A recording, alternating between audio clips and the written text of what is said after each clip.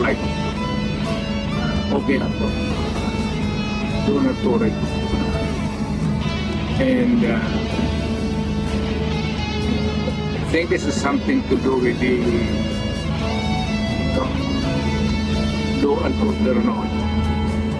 At sinasabi ko naman sa mga pulis, military na trabaho kayo at ako ang managot. So ito na nga,